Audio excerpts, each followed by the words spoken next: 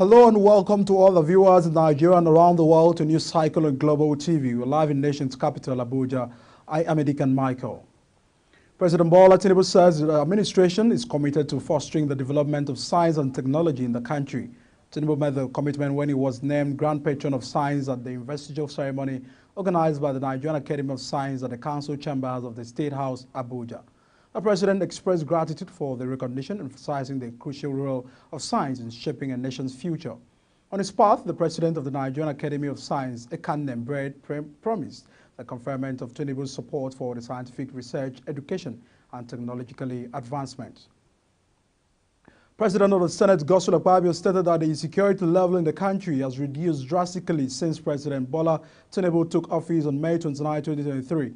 Akpabio made this statement while contributing to a debate on a motion regarding the recent killings in Benue State. He noted that while the latest attack was an aberration, there was a record decrease in the frequency of major killings across the country. The motion was sponsored by Senator Emmanuel Udene, APC Benue Northeast. The Senate also resolved to compile all resolutions regarding killings across the country for presentation to President Tinubu. The Nigeria House of Representatives has mandated its Committee on Population to investigate the use of management of 200 billion naira that was spent for the suspended 2023 population and housing census. This followed the adoption of a motion moved by Honorable Clement Akani during plenary in Abuja. Moving the motion, Honorable Akani stated that the need to provide the nation with accurate and reliable demographic data for policy formulation and planning for sustainable development could not be overemphasized. He explained that the last census, which was conducted in 2006 by the National Population Commission, gave a population figure of 140 million. The House of Representatives has called on security agencies to free 300 women kidnapped in Borno State, while fetching firewoods in the bush. Moving a motion on a matter of urgent public importance on the floor of the House, member representing Bama Ngala, Federal Constituency of Borno State, Zanib Gimba, described the abduction as worrisome, like the April 2014 abduction of school girls in Chibok. In his remarks, the Deputy Speaker, Benjamin Kalu, who presided over the plenary session, described the incident as a sad development and called on security agents to step up their research for the abducted women. Now, the federal government has set the month of March for the definite opening of the Nigeria Education Loan Fund portal for eligible students. The Executive Secretary of the fund, Dr. Akintole Desoya, who disclosed this in Abuja, urged eligible students to register to access the fund. The scheme was slated to commence between September and October 2023, but because of unforeseen circumstances, there was a revised timeline to January. Giving reason in starting the scheme as earlier scheduled, Soya explained that the process is technically driven and necessary measures need to be put in place for proper execution. Minister of Health from African countries with the highest burden of malaria have committed to accelerate action to end death from the disease. This is contained in the statement issued by the World Health Organization. The ministers gathering in Yaoundé, Cameroon, signed a declaration committing to provide stronger leadership and increase domestic funding for malaria control programs. They also pledged to ensure further investment in data technology, apply the latest technical guidance in malaria control and eliminations, and enhance malaria control efforts at the national and subnational levels. The ministers also pledged to sustainably and equitably address the threat of malaria in the African region, which accounts for 95% of malaria deaths globally. Nigeria is to become the first country to receive a groundbreaking new Main 5 vaccine aimed at combating meningitis outbreaks in the country. According to the Global Alliance for Vaccines and Immunizations on its official website, a vaccine shows promise it's combating the current meningitis outbreak in the country. The potentially fatal illness impacting the protective membranes around the brain and spinal cord poses a significant danger in regions like Africa. Gavi said the vaccine, developed through a remarkable 13-year collaboration between PATH and Serum Institute of India with support from the UK government, targeted 5 main strains of meningococcal meningitis, including the exclusive serogroup. The Interministerial Committee calls for state of emergency on drug abuse. Chairman and Chief Executive Officer of the National Drug Law Enforcement Agency, Brigadier General Mohammed Buba Marwa, retired, has said that the ongoing amendment of the NDLEA Act, when passed into law, will significantly enhance the organizational capability of the agency to curb the menace of substance abuse and illicit drug trafficking in the country. Marwa stated this while making his remarks at the opening ceremony of the Inter-Ministerial Committee on Drug Control meeting in Abuja, while acknowledging the tremendous work of the IMC in the implementation of the National Drug Law Control Master Plan. He said the collaboration from stakeholders towards achieving the stated goals of the NDCM is also deserving of appreciation. He outlined some of the activities and achievement of NDLEA in 2023 in line with the National Action Plan on Drug Control. Another positive development is the amendment of the NDLEA Act. This act is being amended for the first time in 33 years. It has gone very well. So far, the House of Reps has cleared it, and we had a small setback in the Senate in terms of a delay.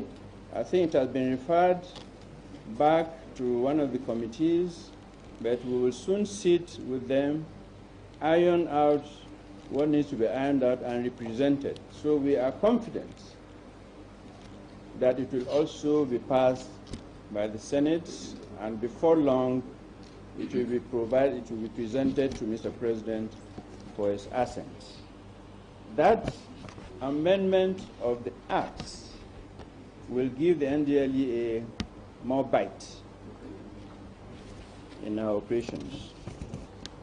So Nigeria will join other countries in the world in taking stock of the implementation at the national, regional, and international levels of commitments as reflected in the Ministerial Declaration of 2019 to address the global drug problems. Now, the achievements of all of you over these past years in enhancing drug law enforcement, in improving and increasing accessibility to treatment, in rolling out prevention to hopefully the young generation in great numbers, and now most recently starting to look into issues of harm reduction and of issues of alternative development. I think these are all really milestones that you... The Lagos State Police Command and the National Emergency Management Agency has placed their operative on red alert against any attack on warehouses and shopping malls.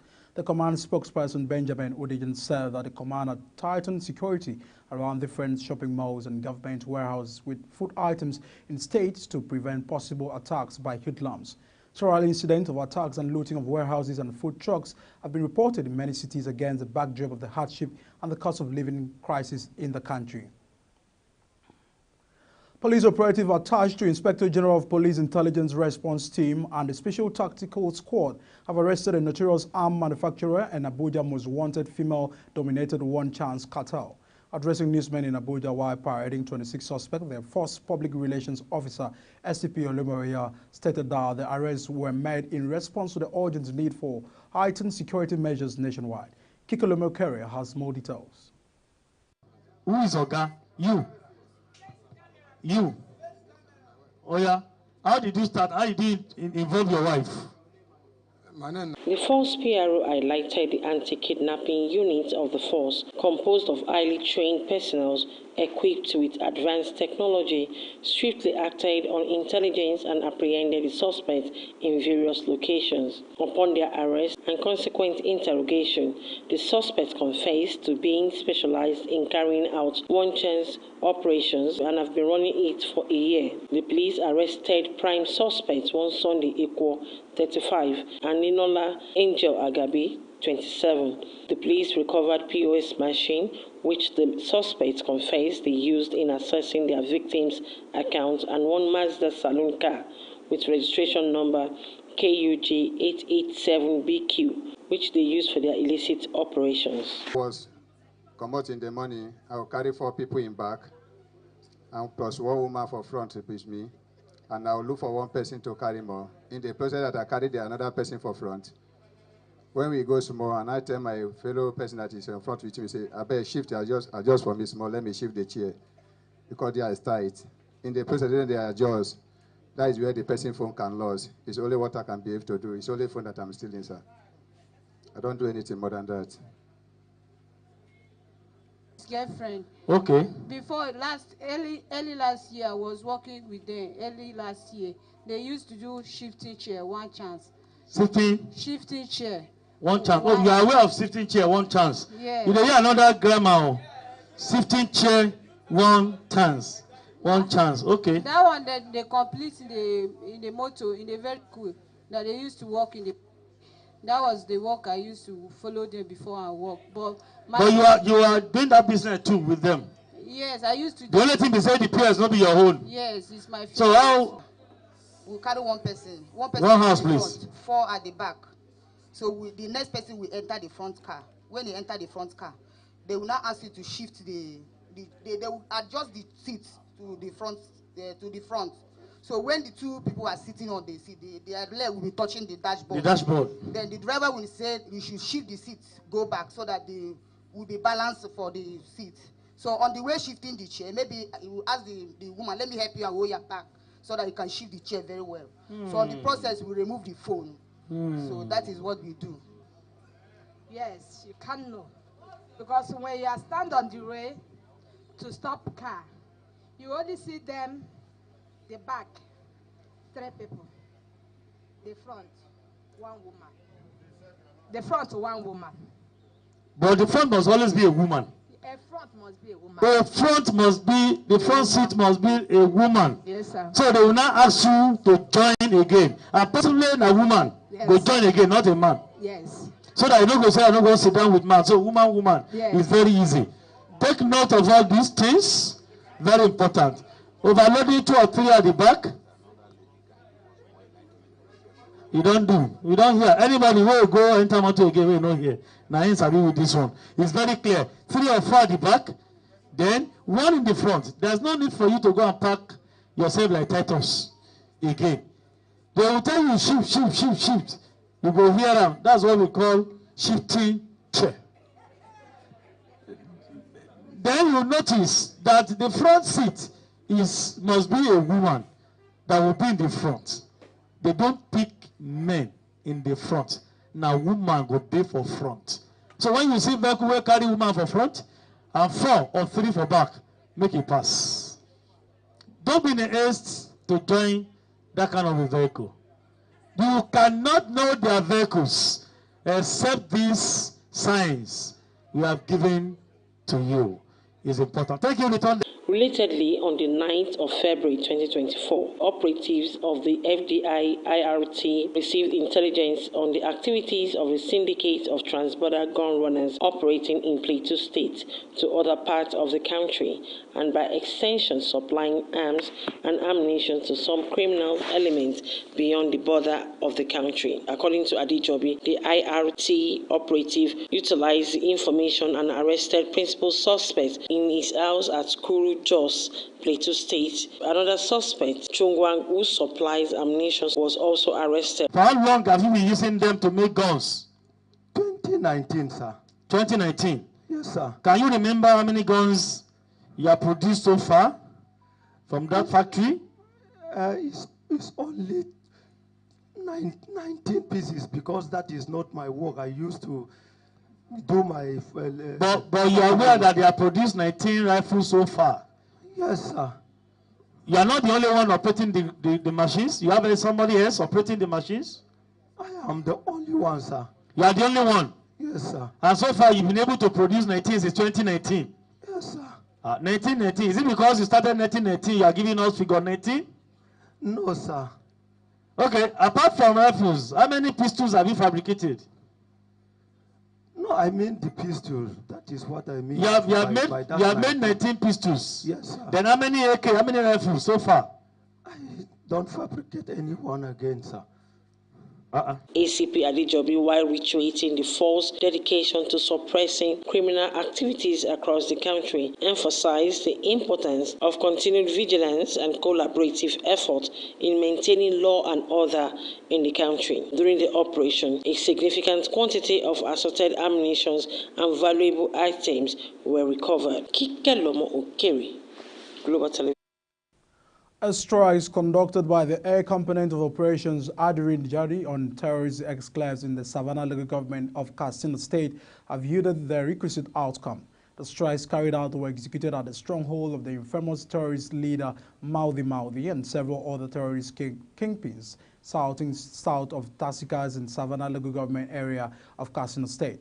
The strikes were prompted by intelligence surveillance and reconnaissance of the operations conducted in the targeted vicinity. The surveillance also confirmed a substantial presence of armed terrorists loitering among the hut, after which the authorizations to strike was obtained, where several terrorists were eliminated. It remains unconfirmed if Maudi was among those neutralized. Similar strikes were also carried out at the stronghold of the notorious terrorist kingpin, Alhaji Nashama, situated to the east of Usu village within the Nasarawas Milawi district in the Benin local government area of Zamfara State. Reliable human intelligence has also confirmed the neutralization of several of Nashama's associates and the total obliterations of his camp and logistics. It is yet to be confirmed if the Nashama was among the victims. The Economics and Financial Crimes Commission, the EFCC, has justified the interceptions and arrests of 21 trucks loaded with food items allegedly being smuggled to neighboring countries, describing it as an economic sabotage. The justification was made by the spokesperson of the Commission, Dele Oyewele, while filing questions in an interview session in Abuja. According to him, the EFCC is saddled with the mandate of tackling all forms of economic and financial crimes, especially issues that directly affect the economy, to avert sabotage. You're watching News Cycle and coming to you live from Nigeria's capital, Abuja. We're on StarTimes Channel 276. Kindly follow us on all social media platforms using at Global TV, NG, and other handles now shown on the screen. And when News Cycle returns, Kano State government targets 10 billion naira monthly internal revenue. These and all the stories come right after this break. To stay with us.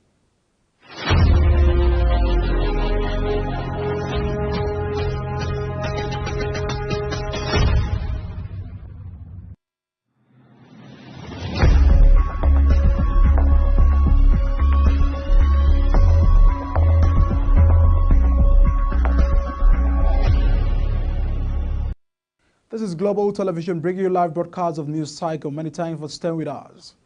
There was a pandemonium at the arrival of finger of the Murtala Mohammed International Airport, Lagos, as fire breaks out at the terminal. The fire outbreak led to power outage at the airport. According to eyewitness, the incident caused panic among workers and passengers of the airport as travelers hastily left the place, which was engulfed by smoke for the departure hall. However, normal operations have started at the terminal as firefighters have put out the fire. At the foreign scene, the widow of Russian opposition leader Alexei Yulia has urged people to join mass election day protests against President Putin. According to a video on YouTube, Navalny called on Russians to gather at the polling station on March 17 and spoil their ballot or vote against Putin. Putin is contesting for his fifth term in office and stands the chance to win after he has allegedly terminated his critics and rivals.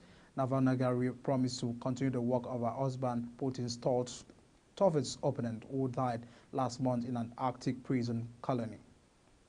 Israel's government has advanced plans for more than 3,400 new homes in settlement in the occupied West Bank.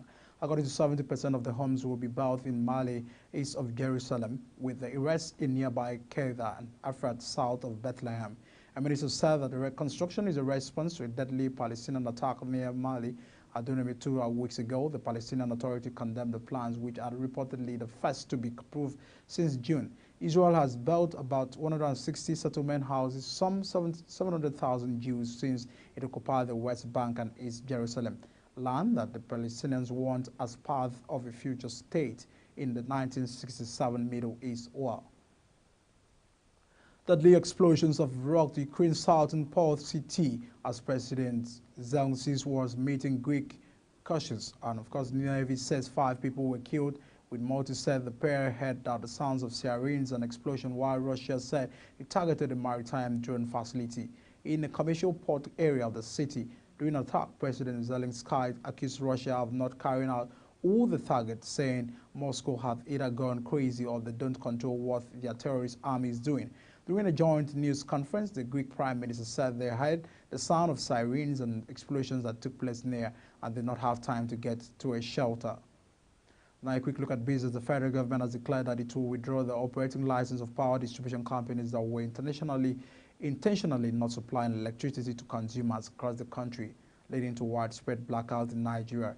It stated that despite effort by the Federal Ministry of Power and Electricity Generating Companies, some these coals were not distributing the power supply to them by the Transmission Company of Nigeria, which had resulted in abysmal supply since this year.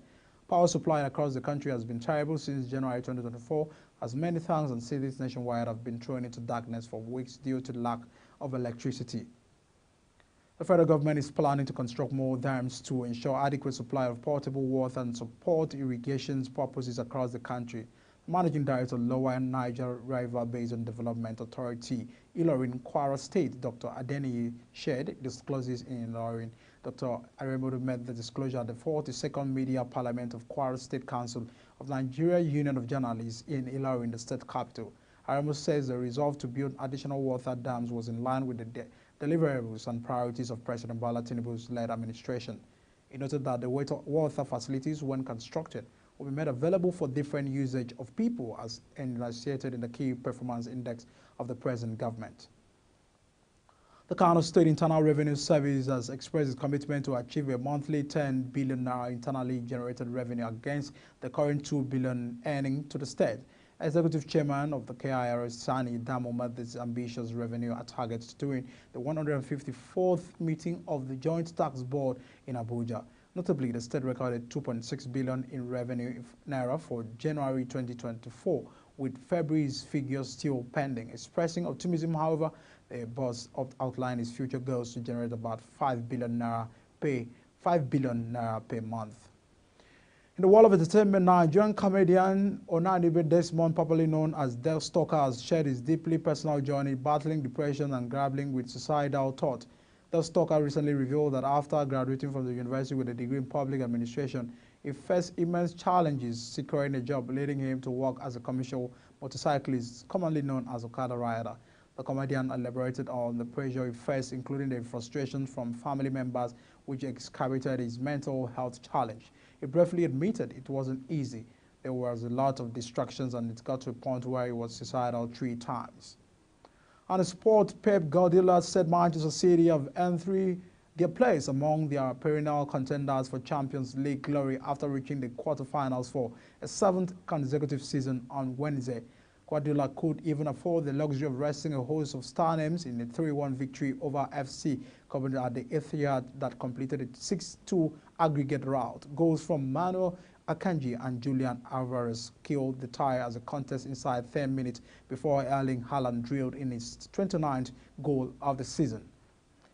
Mohamed Salah is back in full training with Liverpool ahead of their potential title showdown with Manchester City on Sunday.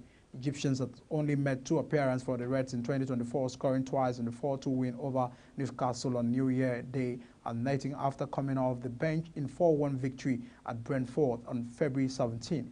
It was after the game in West London that Salah suffered issues with a hamstring injury that ended his Africa Cup of Nations tournament in January and has been forced to watch on his recent weeks as Liverpool have won the Carabao Cup, progress in the FA Cup and maintained their strong league form. And that is it on News Cycle, and it came to you live from Nigeria's capital, Abuja. We're on StarTimes channel 276. Kindly follow us on all social media platforms using @Global TV NG and other handles now shown on the screen. I am Edikan Michael. Many thanks for watching. See you again.